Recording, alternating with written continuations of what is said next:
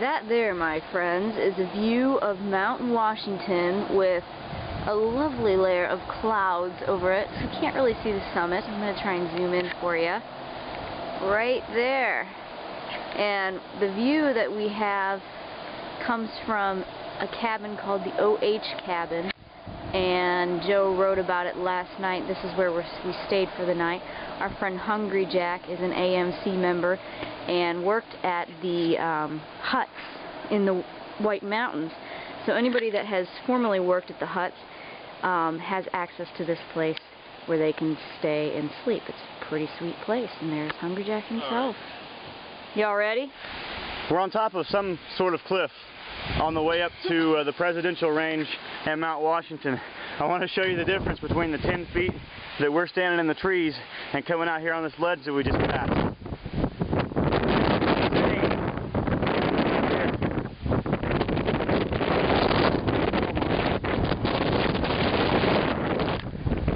Down below you can see where we just were, where we actually started from. Drove past that parking area, blowing me over, and down to a little parking area almost, directly below us. Beautiful view of the white, and I wish you could see how much I'm having to brace myself against this ledge. Keep from falling over. It's pretty crazy right now. We're going to keep climbing up and hopefully be in the Lake of the Clouds here in the next few hours.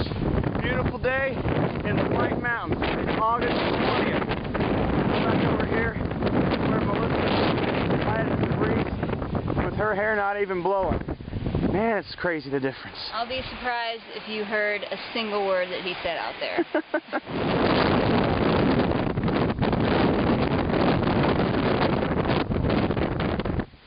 I can't hear you. Oh, I don't know if that gave you guys a perspective at all.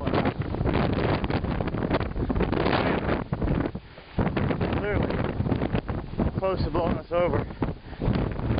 We're barely 3,500 feet.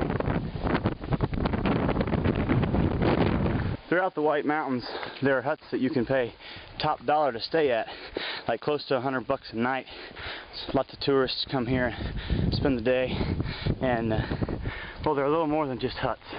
They're pretty fantastic. This is Mizpah Hut, and this is where our friend Hungry Jack, who we spent the night with last night, where he worked for 3 seasons in the early 80s. And thought we'd show it to you, show you what the inside looks like. We're going to go in and see if anybody's got anything to eat. This is what the inside of Mizpah Hut looks like. Big dining area here with a lot of people who are staying the night. Kitchen area back here in the back where the crew works. And over here, our friends, not Hungry Jack, I'm sorry, Jenkin, Ned, and Mudbug. And then you go upstairs, you get the bunk rooms upstairs. So a really nice place, good place to get out of the wind. But we're going to go get back in the wind.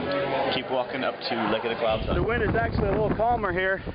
We're behind Eisenhower Mountain. But I thought I'd give you a view of the summit of Washington.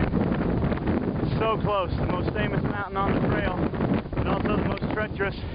Right now, we're probably walking through, I'd say Category 1 hurricane force winds. Probably sustained at least in the 60s, with gusts higher than that. And Washington is supposedly even worse than that. Beautiful weather today, though.